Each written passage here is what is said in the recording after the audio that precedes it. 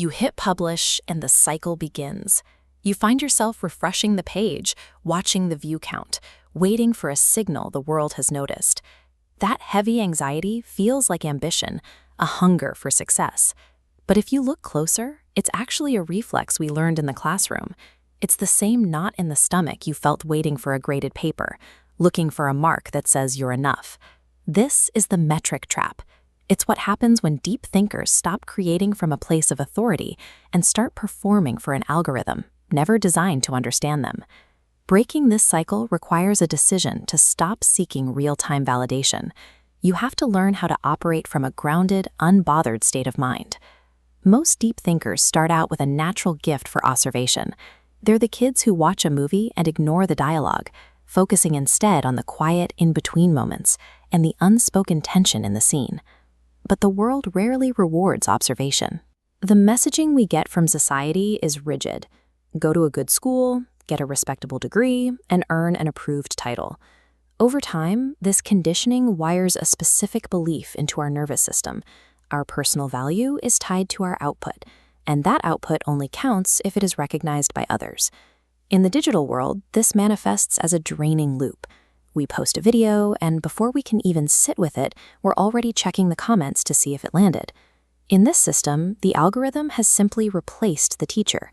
We are back in the front row of the classroom, desperate for an A from a machine that doesn't care about our truth. Breaking this conditioning requires looking at the work through a different lens. A professional filmmaker doesn't stop in the middle of a scene to ask the audience if they're enjoying it. Their only responsibility is to capture the truth of the moment. They trust that if the work is honest, it will find its own resonance. For verbal processors, the final content is just what is left over after we do the real work, the work of clearing the mental pressure cooker. This requires an identity shift. You have to step out of the role of a student soliciting a grade and into the seat of a creative director who is simply observing the moment. Metrics are a secondary byproduct, not the goal. Chasing them is a habit we were trained to develop, and it's a habit we can choose to drop. To make this shift practical, you need a system. Step 1 happens in the morning. Before you let the outside world into your head, open a dictation app. Don't worry about structure or a final product. Just speak to release the steam. This serves as medicine for your nervous system, not a productivity hack. Step 2 is vibe coding. You hand that raw verbal dump to your AI tool. As creative director, you provide the emotional tone. The AI takes those chaotic thoughts and outputs perfectly structured blocks, ending the blank screen forever. This workflow changes the act of creation from a stressful struggle for structure into a peaceful process of curation.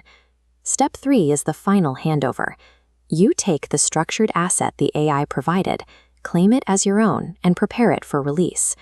Instead of feeding it to a temporary algorithmic timeline, you place it into your own permanent knowledge vault.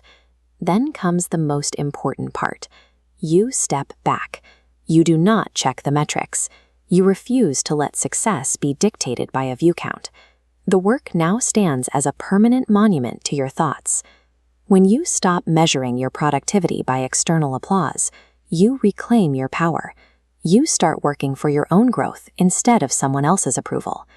True autonomy is built quietly, behind the scenes, by honoring how your mind actually operates, rather than chasing viral moments.